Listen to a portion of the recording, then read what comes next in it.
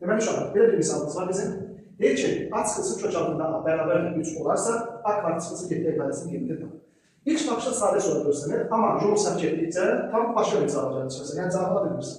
İndi bunda nə etmək lazımdır? Yəni sən ilk öncə bunu sadələşdirməlisən, yoxsa bunu sadələşdirməlisən? Nə etmək lazımdır? Bu cür belə bir misal çəkirsən. Təsəvvür edin ki, hər hansı bir şəxs, elə mən özüm götürürəm məsələn, maşın almaq istəyirəm.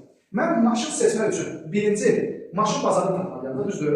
Daha sonra maşın bazarına çıxanım, sonra oradan istədiyim maşını seçməliyəm. İndi bu nə deməkdir? Yəni bunu niyə görə misal göstərdim? Yəni ki, sıralama düzgün yapmalısın.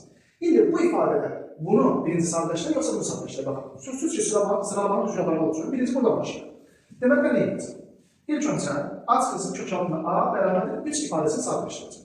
İndi sadələşdirmək üçün nə etmək lazımdır? Kökü yoxa çıxarmaq. Kökü yoxa çıxaracaq. Necə çıxaracaq? Yəni ki, kvadrat yüksəltməklə. Onun üçün birinci kök olduğu kimi saxlayaq. Yazaq kök altında A bərabərdir A çıxısı 3. Və bu ifadəni mən kvadrat yüksəltsin. Kök altında A-nın kvadratı olacaq A bərabərdir. A çıxısı 3 kvadrat yüksəltsin. A kvadratı 6 A üstə gələcək 9 olar. Bu ifadənin bir yerə bir sayı olacaq A kvadrat. Bu A-nın sonra keçirilən mənfi olduğu üçün olacaq 7 A üstə gələcək 9 bərabərdir. Səndə də A kvadratı çıxısı 7 A soruşur axı.